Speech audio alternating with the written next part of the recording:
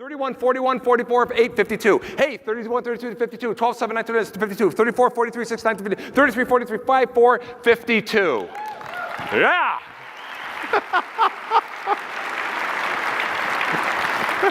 Okay, from the four corners of this unbelievable world-class global Delta Airlines, 32 plus 7 is what? Plus 9 is what?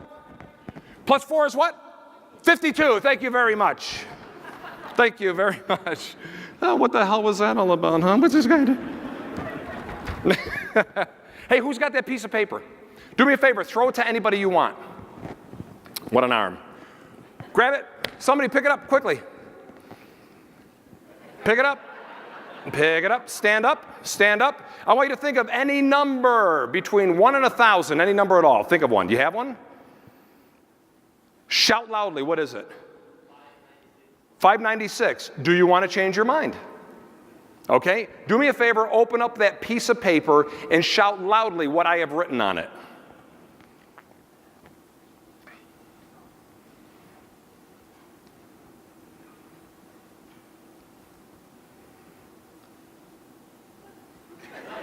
Say that again? Nothing, I know, but that would have been cool as hell, wouldn't it?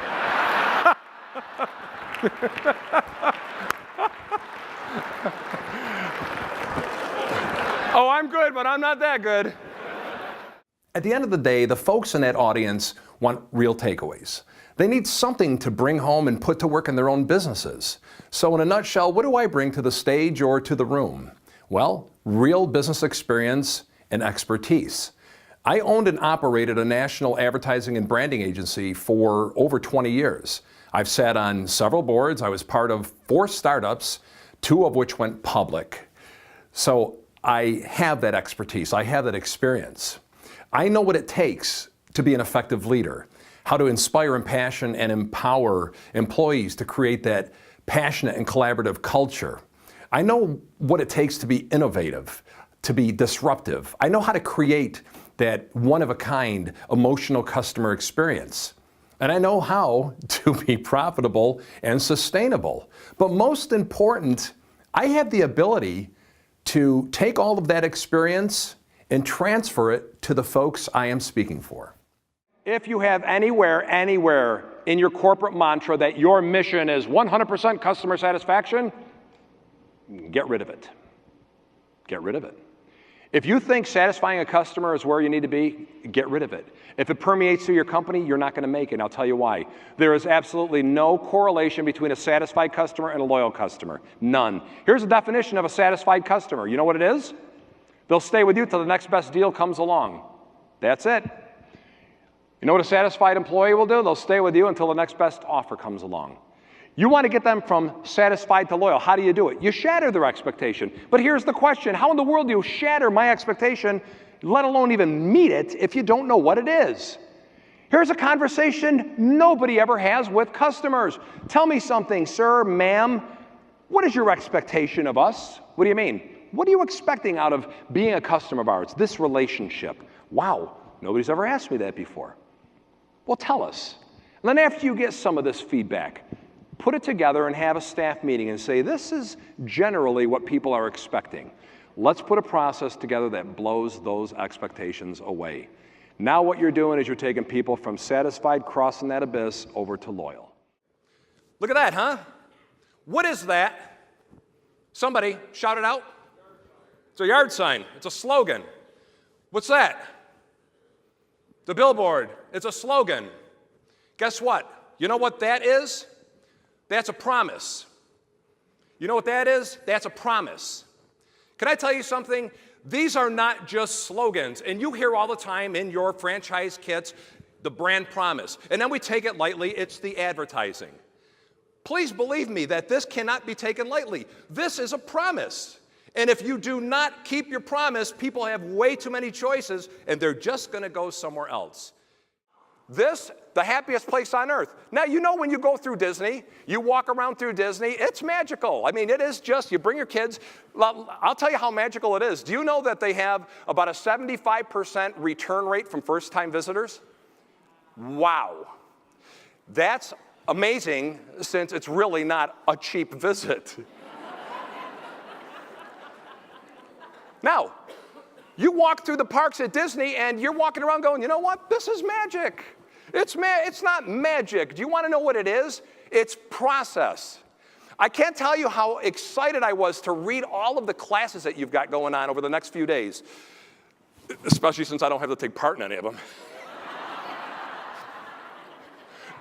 But what you're doing is you're creating process. Now, here's why Disney is so amazing and magical, because they know process in their sleep to the point where all they have to focus on is the magical experience. Walt Disney, a lot of people don't know this about him, he was obsessed with process. Obsessed.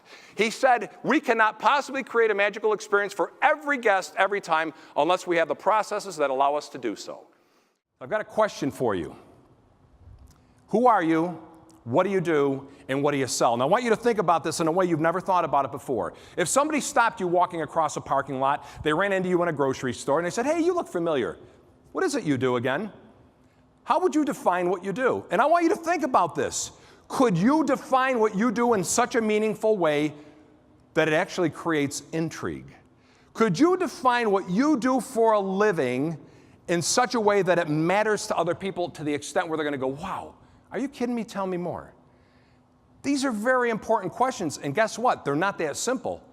I do a lot of consulting work. One of the first things I do is I walk into an organization, ask leadership to give me a little conference room, and I need 10 people. I only need a few minutes of their time, I tell them. One at a time, people come walking in. I stand up, I shake their hands. Honest to God, I have them write it. We do it in person. And here's what I say. Hey, I'm Scott. What's your name? My name's John. John, let me ask you a question. What do you guys do here? What do you sell? 10 people all working for the same company, 10 different answers. It's known as perceptual reality.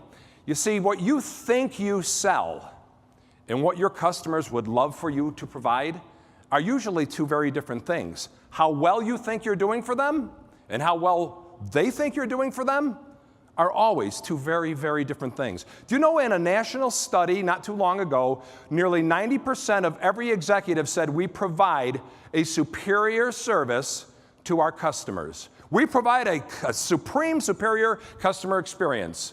When they turned the study around and they asked the customers, less than 8% gave those companies a superior rating. Perceptual reality. I'm going to show you in a little while what perceptual reality is and how dangerous it can be if we don't nail it, if we don't harness it.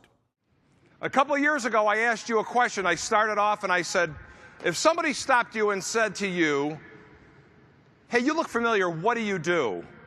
I asked you, how would you respond to the question, what do you do?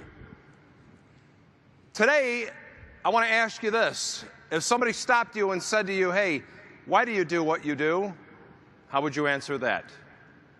I want you to think about this. Why do you do what you do? And here's the question. As you're evaluating, as you're reflecting, is your why bigger than the what? In other words, is why you do what you do greater, bigger than, more important than the what, than the stuff you sell? Is the why bigger than the bottom line? Is the why bigger than you? Ask yourself this and be honest. All great, sustainable, profitable organizations are those who attract and keep passionate, intelligent, talented people. All great organizations, sustainable, profitable organizations, are organizations that have a culture of meaning and purpose. Now, this doesn't mean that you have to be working for a company that's trying to find a cure for cancer. It doesn't mean that. It doesn't matter what you sell, as long as the why is greater than the what. It doesn't matter. And it all begins and ends with you. Great cultures, sustainable organizations, organizations surrounded by passionate, talented, intelligent people are all the result of leadership. The proof is in the pudding. After all is said and done, that audience is going to let you know whether they liked you or not. I love you guys, and I appreciate you having me back. Thank you very much. Thank you.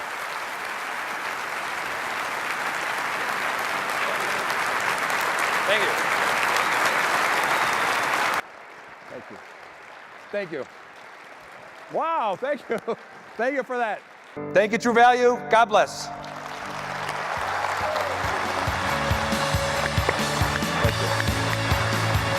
Thank you very much. God bless you. Thank you so much, ladies and gentlemen. Thank you. Thank you. Thank you.